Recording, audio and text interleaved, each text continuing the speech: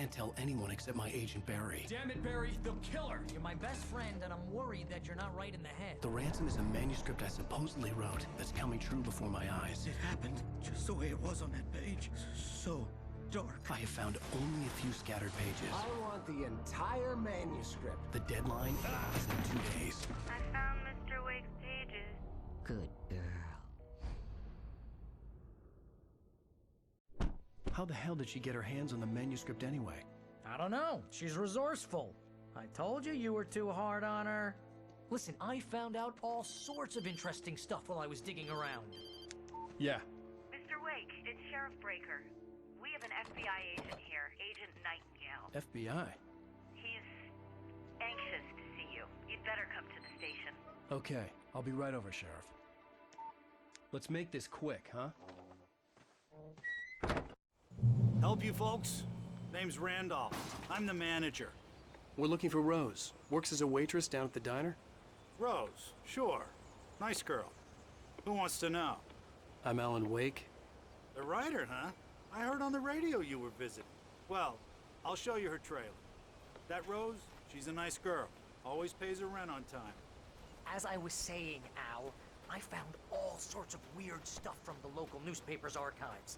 This place is crazy. Disappearances, mysterious deaths, urban legends come true, and get this, most of this stuff takes place around Cauldron Lake. Well, you ain't wrong, mister. The Indians thought the lake was a doorway to the underworld. I'm the God-fearing type myself. I don't hold with that sort of thing. Yeah, okay. Anyway, there was an island there owned by a guy called Thomas Zane.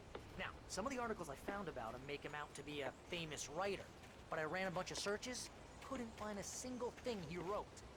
Zane was heavily into diving, so much so that the place came to be called Diver's Isle. But the volcano under the lake erupted in 1970, and Zane went down with the island. Yeah, how about that? It was there in the morning, as if it had fallen from the sky. But it would take a tornado to lift something like that. We're damn lucky it didn't crush any of the trailers.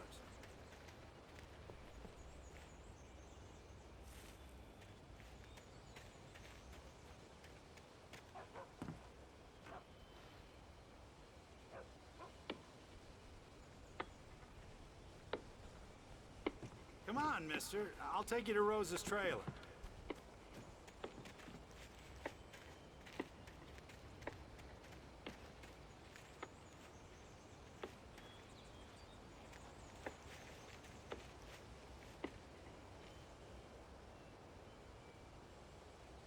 It gets better. A local girl, Barbara Jagger, drowned in Cauldron Lake just a week earlier. They were lovers. Sure, Jagger's a local spook store. The Scratchin' Hag. Comes for you in the dark. Childish stuff like that. Anyway, Al, I'm just getting to the best part. All of the articles about this stuff were written by Cynthia Weaver.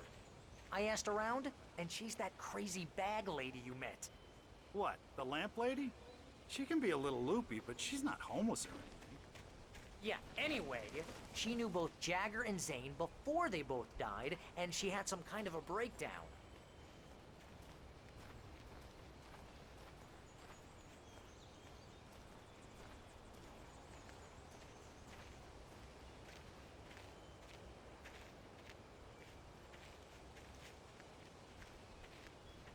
Well, mister, this here's Rose's trailer.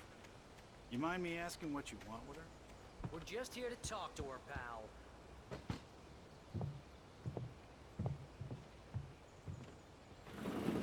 Welcome to...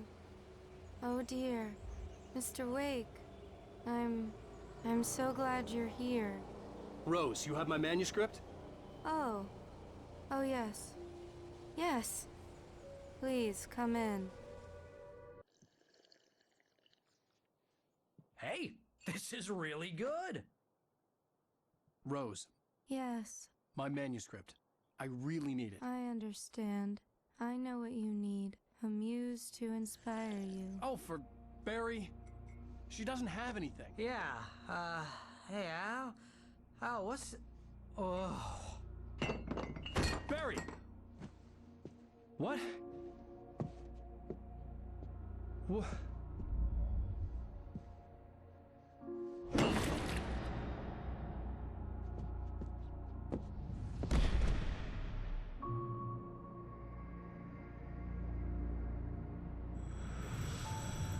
It's coming for you, hiding in my barber's skin.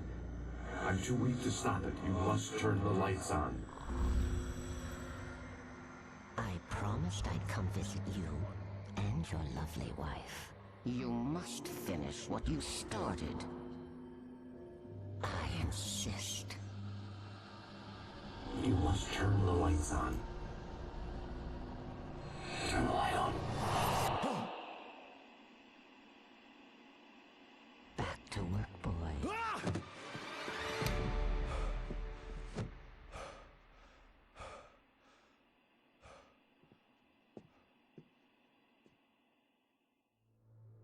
I felt nauseous, hungover. Only anger kept me going. I can't tell reality from dream anymore, but it seems I have an imaginary editor to help me. She's an old woman in a funeral dress. I call her Barbara Jagger. She's very strict. I'm writing faster and faster. My manuscript is being heavily revised. The edits are getting very aggressive, and each day there's less of me and more of her. I hate it, but I know she's right. She promises me I can save Alice this way. She knows more of this than I do. About the complex incantation I'm attempting. About this place. She's worked with another writer under similar circumstances, Thomas Zane. The genre of the story seems to be shifting. It's turning into a horror story. I'm getting close. I can feel it.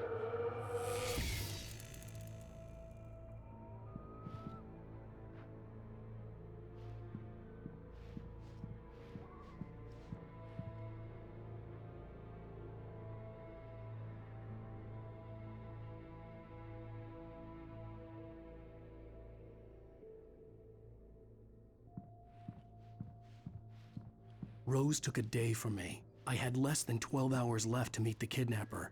All I could do was get Barry into the car, work something out once I got on the road. Welcome to the Oh Dear Diner. What can I get you today? Coffee?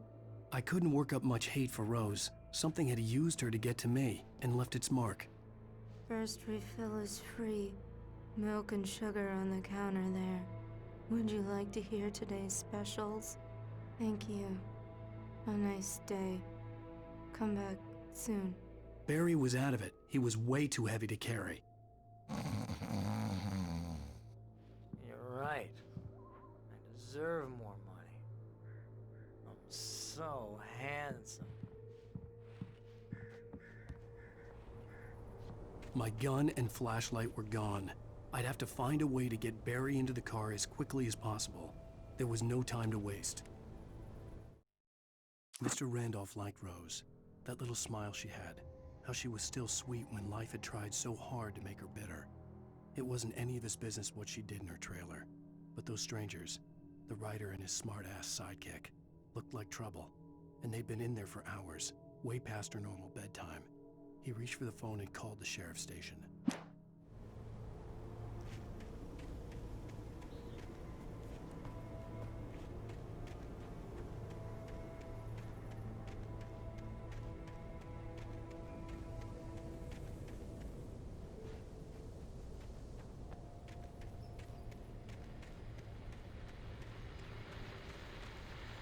I just stepped outside to catch a breath of fresh air. Let me tell you, the weather's getting heavy. Nights like this make me especially glad I'm here talking to you and not home in bed. Once the weather takes a turn like this, I can't sleep at all. It's all tangled bed sheets and dark thoughts, punctuated by the occasional plunge into nightmare. Is it just me? Well, perhaps it is. But I hope I can make the night a little bit easier to get through. Caller, you're on KBF FM.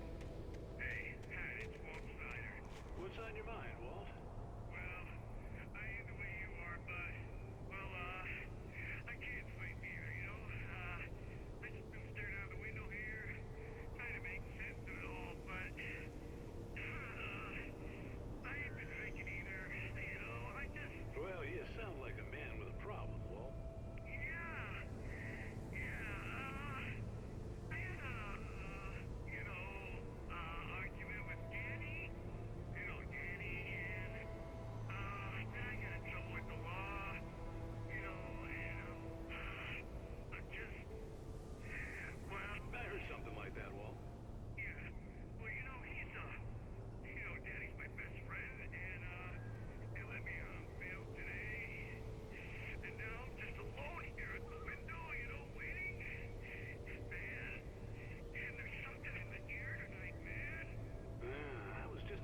looking up at the sky above our broadcast tower thinking the same thing.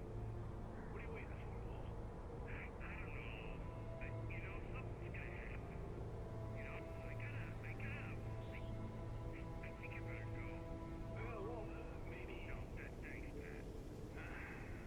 Well, good luck to you, Walt. Hang in there. Let's take a little break, folks. This weather's really something else, huh?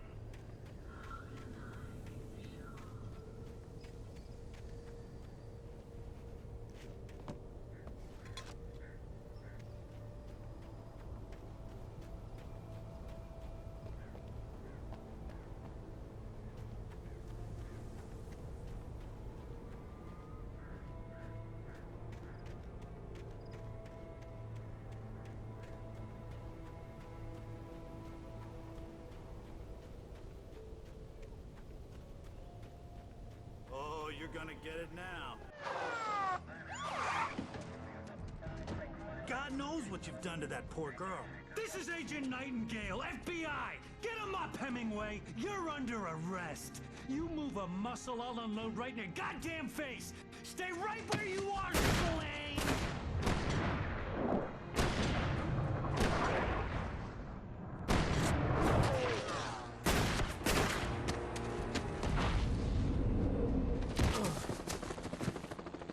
What are? I'm standing right here, you goddamn maniac!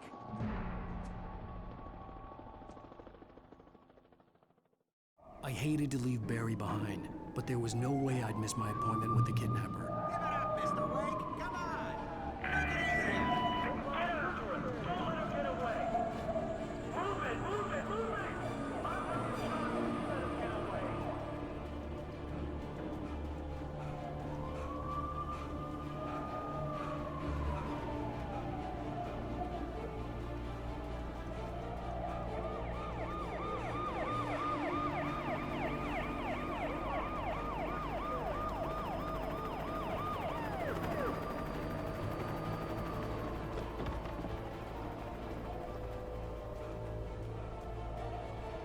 There he is! Freeze! Okay, men, keep your eyes peeled. He's gonna try to make it through here.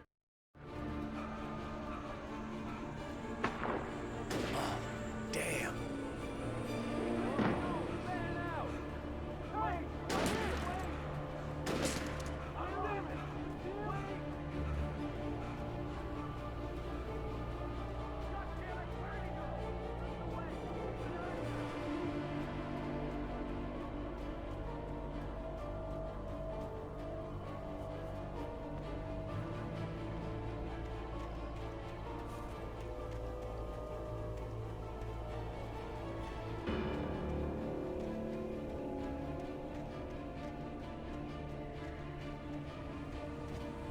He's gone! Come on, guys! We need to head him off! For decades, the darkness that wore Barbara Jagger's skin slept fitfully in the dark place that was its home and prison. It was hungry and in pain.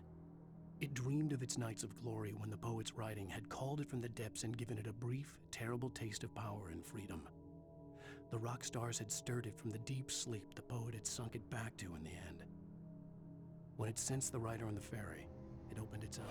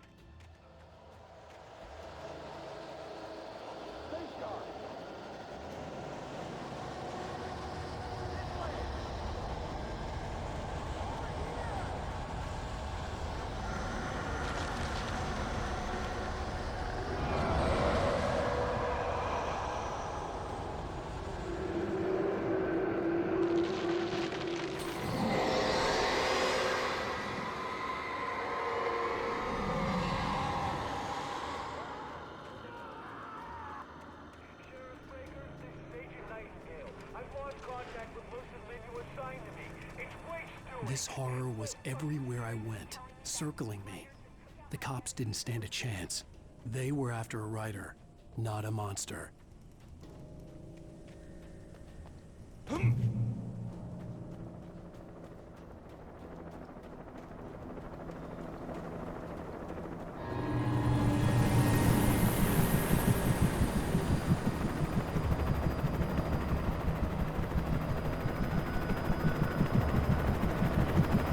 You on the ground. Hold it right there. There's no one around. Freeze!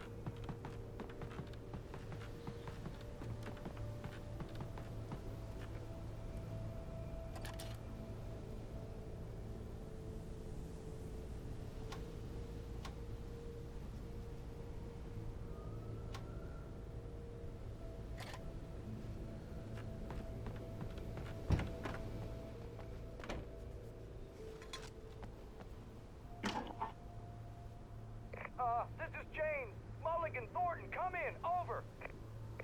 Thornton here. James, we got both Wheeler and Rose in custody.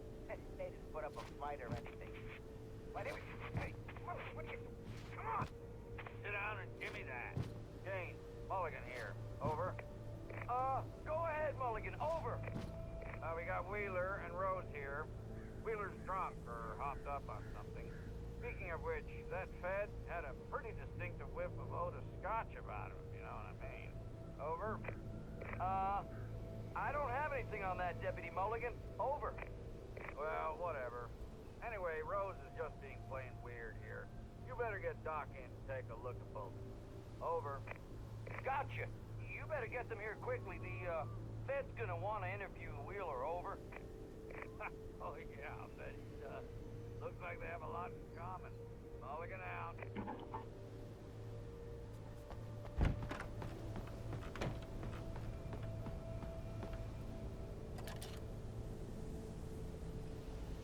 I could see the lights of the radio station in the distance.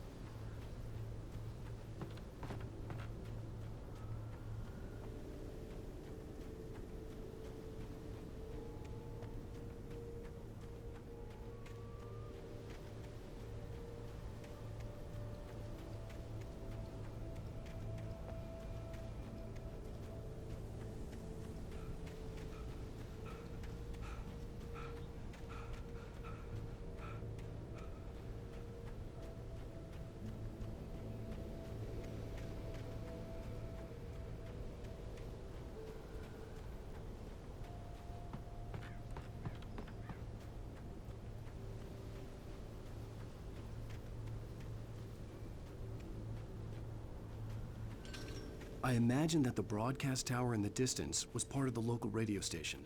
Maine seemed like a decent guy. Perhaps he could give me directions to the coal mine.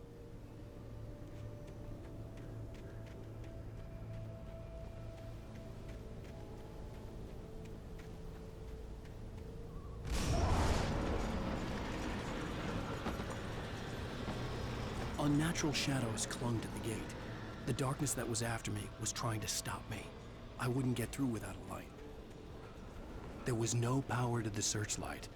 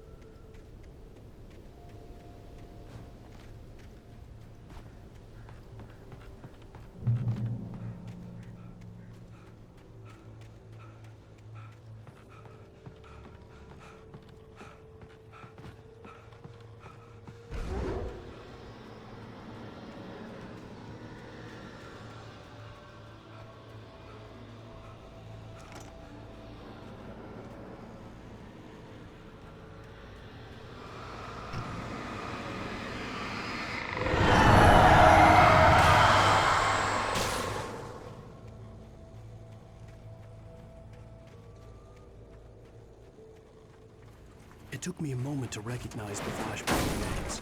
They were an ideal weapon for my situation. Team 1, come in. Over. Team 1, this is Sheriff Breaker. Report. Over. Team 2, come in. I need a report. Over. Come on, guys. Talk to me. Come in, please. Over.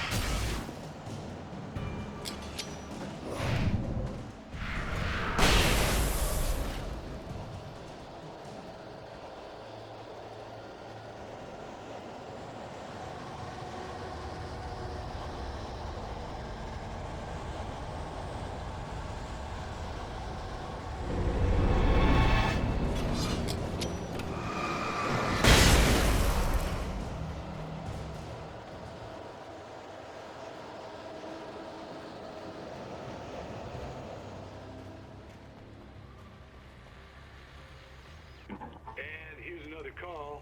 You're on KBFFM with Pat Maine. It's Milt Peabody, Pat. What's on your mind, Milt? Well, I live near the trailer park, Pat, and there's a big ruckus going on over there. Well, that's just up the road from me, too. What's going on, do you know? I don't know, but there's a bunch of police cars there, lots of sirens, a helicopter buzzing around, and I think I heard some gunshots. Gunshots? Yes, sir, like from a pistol. So can you find out what's going on? Because it's just next door and they're popping off guns there.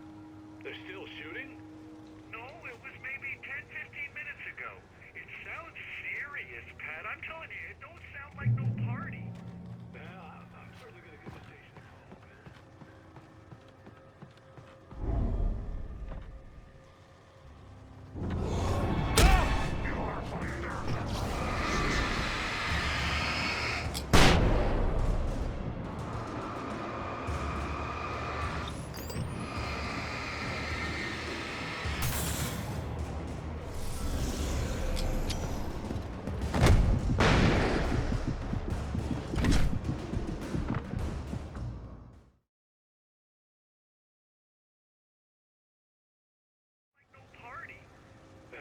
I'm certainly going to give the station a call, Milt.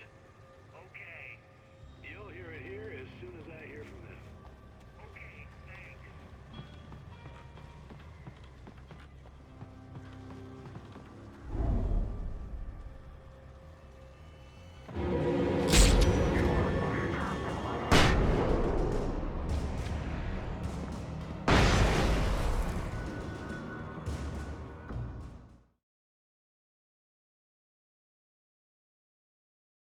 No party.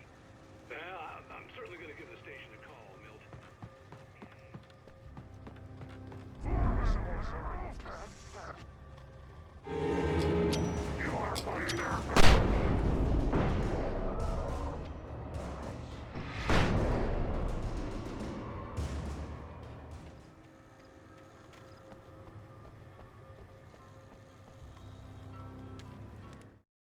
Touched by the dark presence, Rose was lost in a dreamland where everything was drawn in black and gray crayons. The old lady had promised her that all her wishes would come true. She would be Alan Wake's muse. She was smiling so hard it hurt her face. She crushed a bottle full of sleeping pills into the coffee. Deep down inside, she was screaming in terror.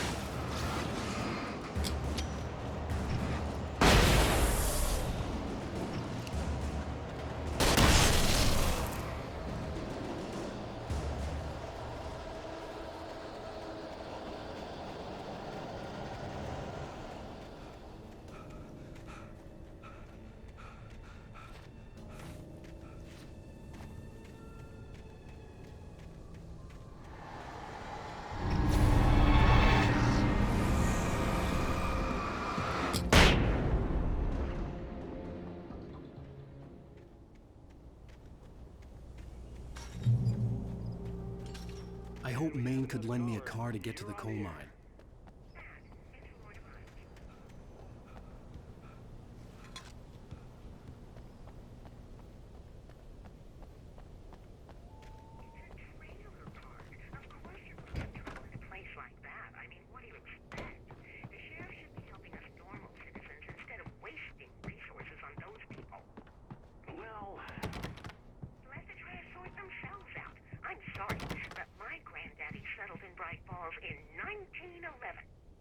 Well, thank you very much for that compassionate viewpoint, Lorna. Oh, here's a little surprise.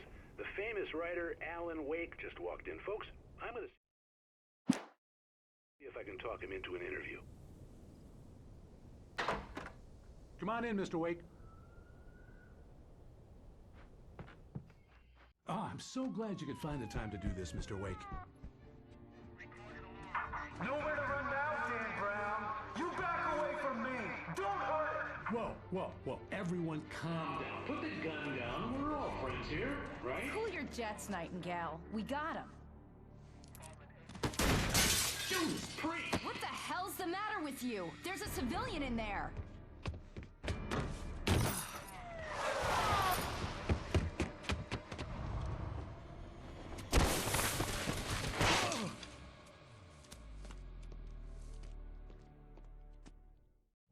I'll get you yet, even if it kills.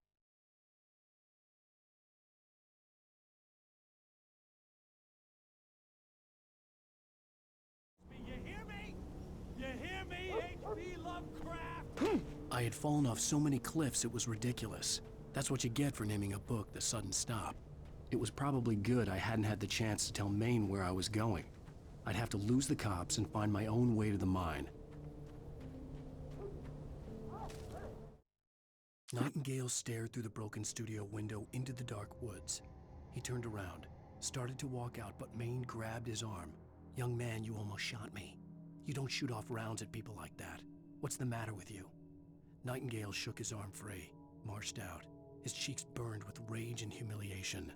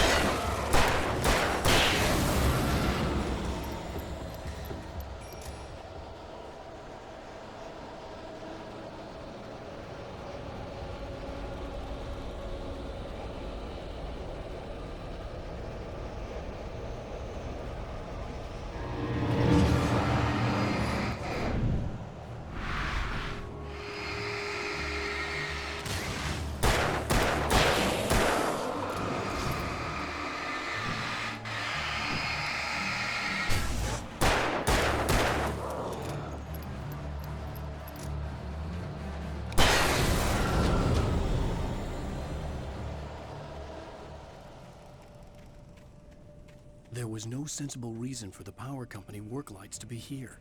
It was almost as if they'd been left for someone like me to use.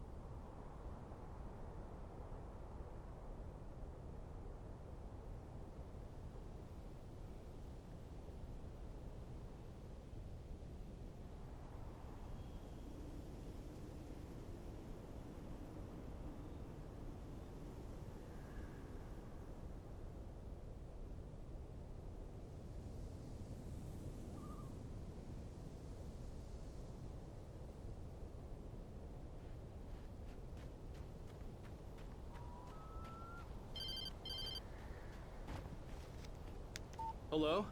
The most stubborn man I've ever met. Alice? Alice? Alan. Alan. I'm so afraid. Keeps me in the dark. Please help me. I look at you, Alan, and it's not you. Something else. Looking out from behind your eyes. Alice, I'm here. I'm so alone here. It's all gonna go to hell. You need to be careful. Cooperate. The connection had been terrible, but that wasn't the only thing that hadn't been right with the call. She sounded wrong somehow, but she had called me.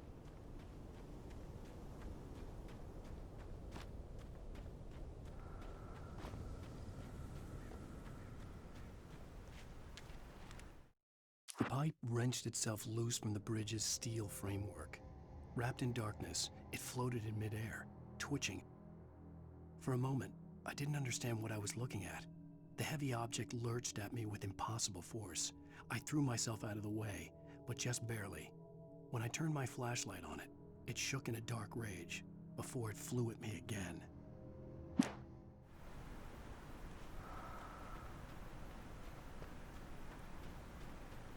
I could see a railway bridge up ahead and a warehouse of some sort on the opposite shore.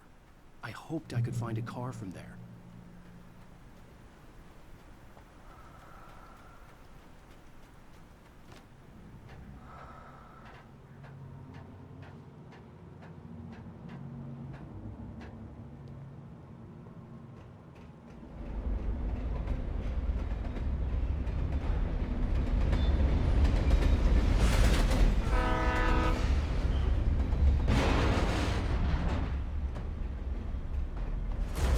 That was pursuing me was growing stronger, and it was taking over everything in its path.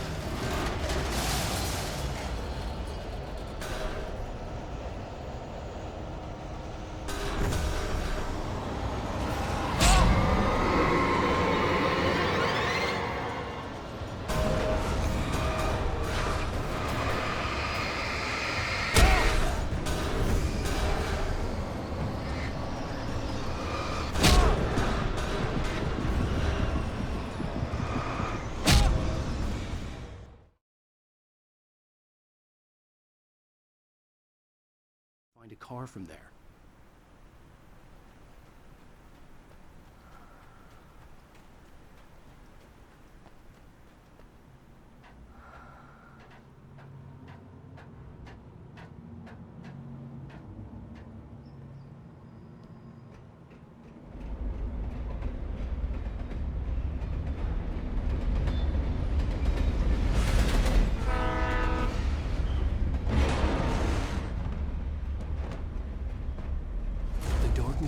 pursuing me was growing stronger, and it was taking over everything in its path.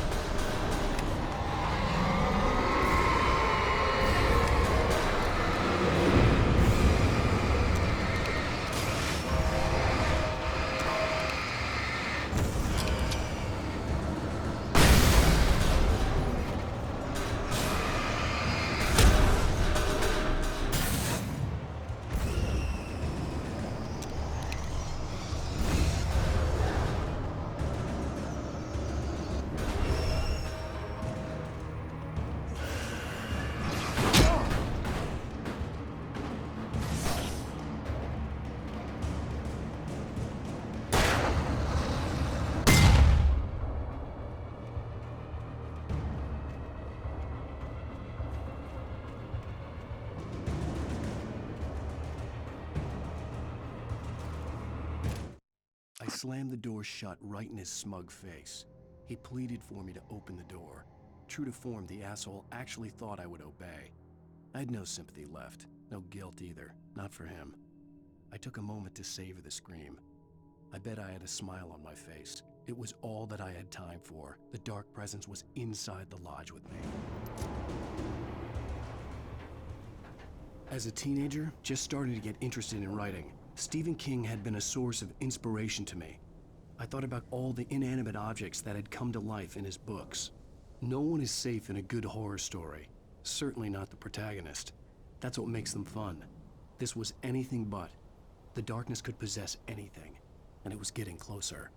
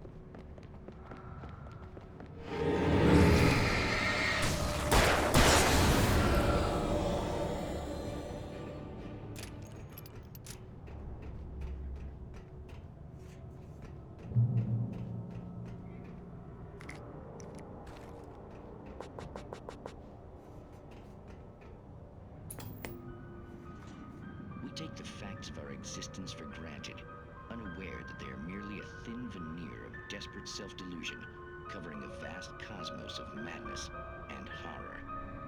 All too often, the stars are right. In Night Springs. Tonight's episode, a family occasion. Journalist Alvin Derleth's trip to study the local customs of an insular community in Night Springs has been less than successful. Until tonight. Well, I'm glad you changed your minds about this. Ancient customs, local mythology. My editor loves this kind of stuff. Well, Mr. Derleth, we don't want to feel like we're on exhibition, but you have demonstrated the seriousness of your intent. Oh, I am serious. Really, just do your thing. I'll stay out of your way and observe. Actually, I thought you could assist us. I'm afraid we are a man short. It would provide you with an intimate perspective. Could I really? Of course, Mr. Derleth. Well, I guess that's the least I... What would I have to do? Oh, here. Let me show you with a kiss. What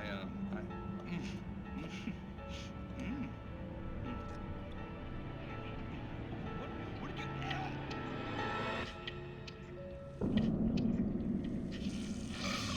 Oh, Mr. Derleth, you have well pleased Nixie Perka, the dweller in flesh. Your body shall host his 1,000 young, and all shall be glory.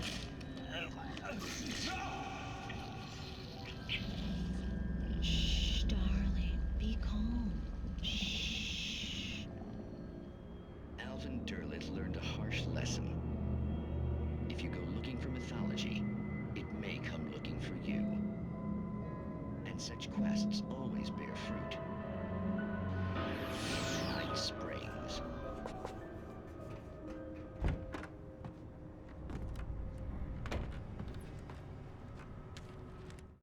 The darkness surged towards me, sucking everything loose from the ground into its depths, tugging at my clothes. I saw the flare the kidnapper had dropped and threw myself towards it just as I felt my feet leave the ground. The darkness embraced me with the force of a tornado. Somehow I managed to light the flare. The darkness roared and cast me away. I fell toward the dark waters of the lake far below.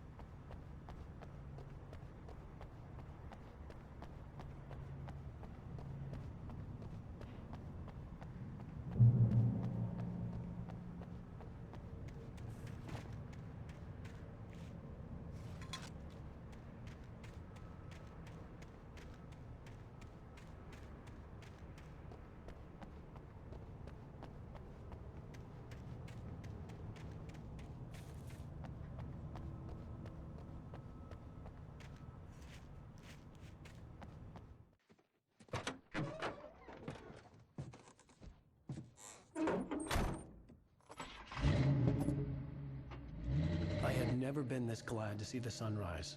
I had a couple of hours to get to the coal mine.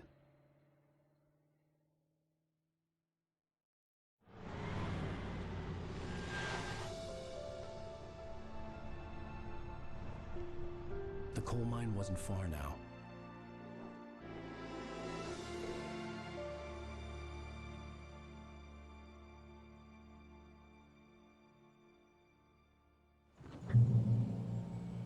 Today, I would meet the kidnapper, and he would give me Alice. I wouldn't give him any other choice. A drowning man will clutch at a straw.